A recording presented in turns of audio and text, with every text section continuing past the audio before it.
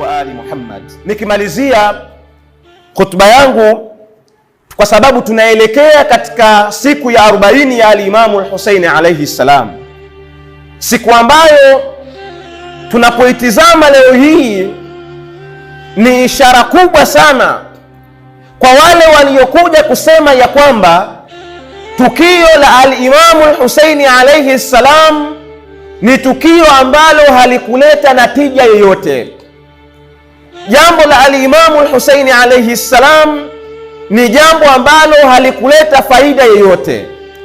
Tunapoielekea 40 ya al-Imamu al-Husaini alayhi salam, ndugu zanguni, tutakapoitizama miaka 20 nyuma ya 40 ya al-Imamu al-Husaini alayhi salam, haionekani ni sawa na 40 inayofanyika miaka 2-3 iliyopita. Leo hii tukiangalia 40 ya al-Imamu al-Husaini ya mwaka jana na miaka 2 iliyopita, ni 40 ambayo imepitisha watu, mamilioni ya watu. Mamilioni ya watu wamekuwa wakitoka katika miji yao mbalimbali duniani kote wakielekea kumzuru al-Imamu al-Husaini alayhi salam pale Karbala.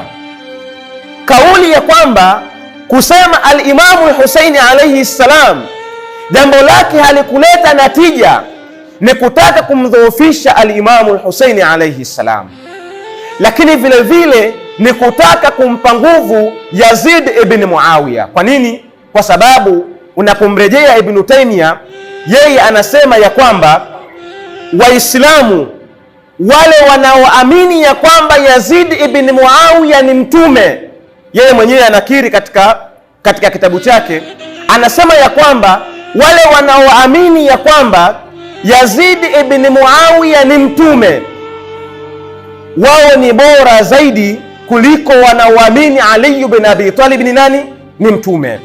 Sasa leo hii ndugu zangu katika imani, tunapoielekea 40 ya al-Imamu al-Husaini alayhi salam, tufahamuni ya kwamba ni katika alama za ushindi wa al-Imamu al-Husaini alayhi salam dhidi ya Yazid ibn Muawiya.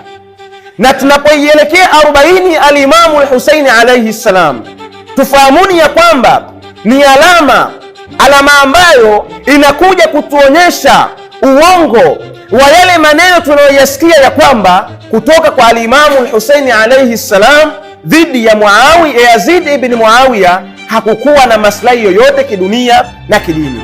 Kwa hiyo ndugu zangu Waislamu, kwa munasaba wa 40 ya al-Imamu al-Husaini alayhi salam, tuhitimishe kwa ibara ya kwamba al-Imamu al-Husaini alayhi salam yeye ni nuru, na nuru hii ni ya Mwenyezi Mungu Subhanahu wa Ta'ala, na hakuna yeyote katika maulama wa Kiislamu, hakuna yeyote katika binadamu ambaye ataweza kuifuta nuru hii. Wa sallallahu ala sayidina Muhammadin wa ala alihi at-tayyibina at-tahirin.